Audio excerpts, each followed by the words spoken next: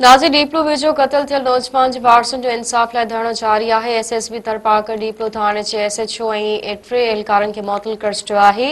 इलावा सां तफ़सील मालूम था गुलज़ार गुलोठोका जी। गुलज़ार जी बिल्कुल डीपलो मोबाइल कत्ल थियल रमज़ान खुर्शी कत्ल जे इल्ज़ाम हेठि आयल एसएचओ डीपलो हुसैन राजू ऐं पुलिस एहलकार जेके आहिनि जिन्हनि प्रकाश मेघवाड़ा शौक़ रायमुआ लालमान बजीर आहे जिन खे एसएसपी तरपाकर डायमंड मुअतल करे छॾियो आहे। जॾहिं त ॿिए पासे पुलिस एहलकार खे मुअतल करण बैदि समूरनि मुअतल थियल ते रमज़ान खुर्शी कत्ल जो केस दाख़िल कयो वेंदो।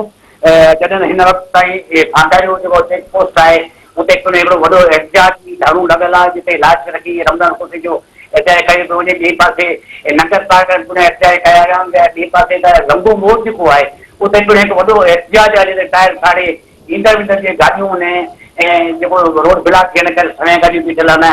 हिन वक़्तु ताईं जेको अञा भांगेरे जो जेको एहतियात आहे उहो हलंदड़ आहे। ॿिए पासे पुलिस पारां जेको आहे सो हिकिड़ो एसएचओ आहे पुलिस एहलकार आहिनि जिनखे एसएसपी तरपाकर मुअतल कयो उन्हनि जे ख़िलाफ़ जेको कत्ल जो केस दाख़िल कयो न। हिन वक़्तु जेको हिकिड़े थाणे ते अॻूणो दिल्ली नालो अरबाब अनवर ऐं बैरिस्टर जेको ज़फरुल्लाह जेको अरबाब आहे उहो फेडरल जिनजे अॻुवाणी में जेको केस दाख़िल कयो वेंदो ऐं ॿिए पासे अञा ताईं जेके सरकार जे मुख़्तलिफ़ हंधनि ते जेके एहतियाती जारी हुई।